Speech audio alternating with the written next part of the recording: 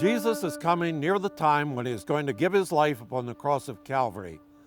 Passover is near at hand, and he wants to eat the Passover with his disciples, so he sends them to an upper room.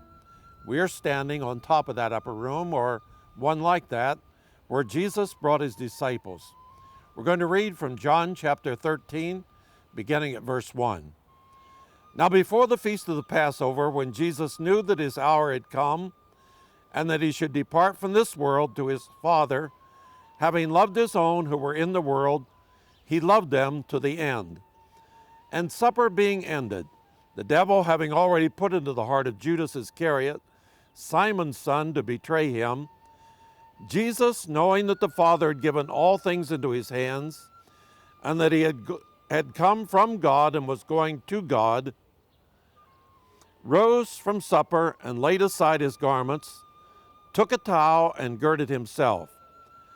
After that he poured water into a basin and began to wash the disciples' feet, and to wipe them with the towel with which he was girded. Then he came to Simon Peter, and Peter said to him, Lord, you are washing my feet?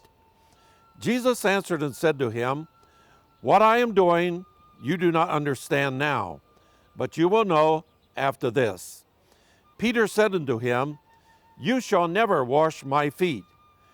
Jesus answered him, If I do not wash you, you have no part with me. Simon Peter said to him, Lord, not my feet only, but also my hands and my head. Jesus said to him, He who is bathed needs only to be washed his feet, but is completely clean. And you are clean, but not all of you.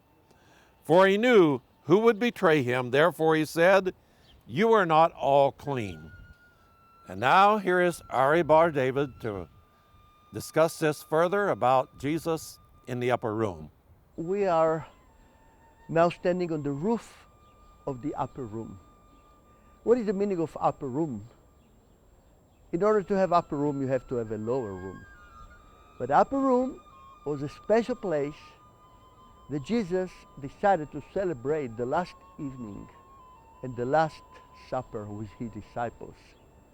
Now this was a certain place that Jesus chose, and we read in Matthew 26 from verse 17 on that Jesus sent one or two of the disciples to find a man that Jesus talked with him already and to prepare for him the room. What is so special here that when you come to have a supper in a place like this, it's not just a regular place. It will be a very special, like a lobby in a hotel or something like this. And the people would expect there to have the servant with bowl of water. They will expect that when they enter, the servant will take their sandals out of them and wash their legs, and then they will enter and sit inside. And we have to understand, the roads in Jesus' time were not covered with stones. They were dirt roads.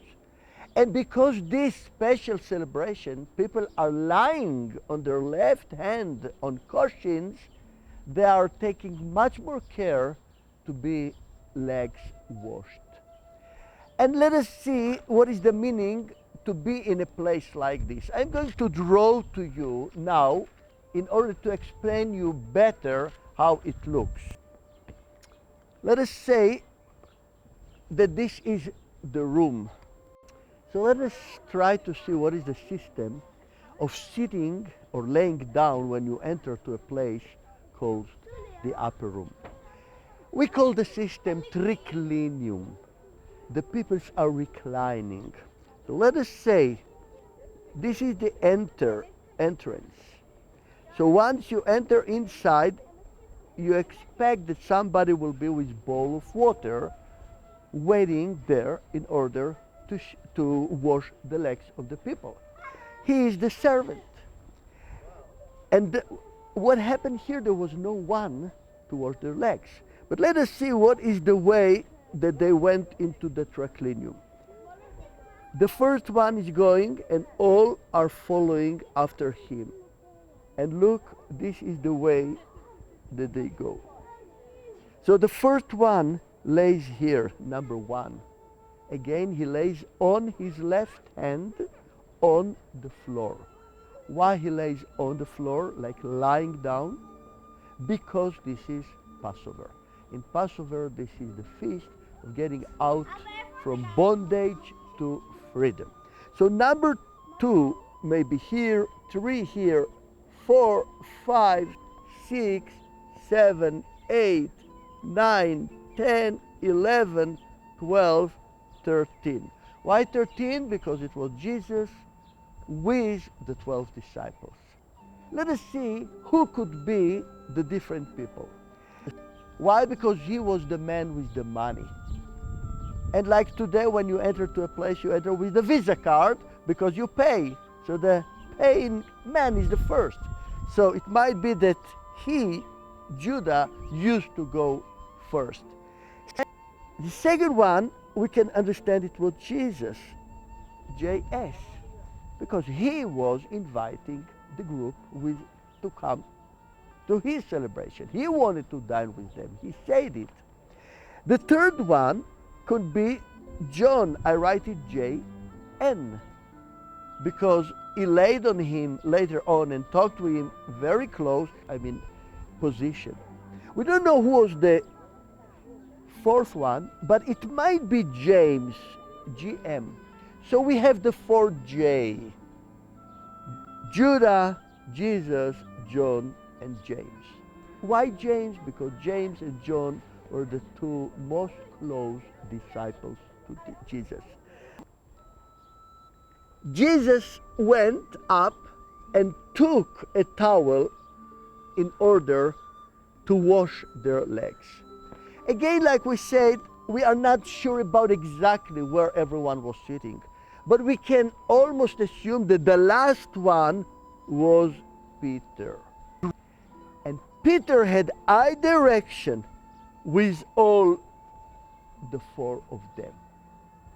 Peter is the head of the group, all the time going in the back watching. Now, let us see what is the meaning. They are sitting, reclining this way. Peter has a full eye connection with every one of them. When Jesus came, he took the bowl of water and he went all the way with the bowl of water, all the way till he came to Judah. Judah is the first one that is washed. He's washing his legs. Jesus gave Judah a full chance to be one of the disciples. After he did it to Judah, he continued on, maybe to John, to James. Look, Jesus is washing their legs. They are with their face forward. Their face is here. The legs are here. There is no eye connection between them and Jesus. Jesus is doing it in the back. Look how he kept that they will not feel embarrassed if he will be in front of them and wash their legs under them. So, during this time that Jesus is washing their legs, who is looking all the time? Who is tearing his eyes? No doubt, Peter. Now, what we read now, did Peter like that the disciples gave Jesus to wash their legs? He didn't like it. He didn't like it. We can feel that he almost inside said, I will not let him wash my legs. When he will arrive to me, I will not let. Why? They let him wash. And he's watching them and maybe even judging them. Why you let him, the master, wash your legs? Aren't you ashamed? When he will come to me, I will not let him. And that's what we see that happen. When Jesus arrived to Peter, he almost jumped. You will not wash my legs. Peter was judging them because they let the Lord wash their legs. And Peter, jumping up, you will not wash my legs, almost pointing and saying, I'm not like them. And what he told him, Peter, if I don't wash your legs, you have no part in me. So immediately Peter is jumping up and saying, not only my legs, but wash all my body. No, no, no, Peter. It's not needed. If your legs are washed, you are already washed. I know who you are. I don't deserve that you will wash me. But Jesus then pointed to Peter and said to him, Peter, if I don't wash your legs, you have no part in me. What I want here to point again, how much passion the Lord had with Peter, how much love he had to him. He knew his passion. He knew what was behind Peter's ideas, but he didn't reject him. He didn't judge him. And the last thing, he washed his legs, and then he came back and he was sitting and dining with them. And about this we will see in the next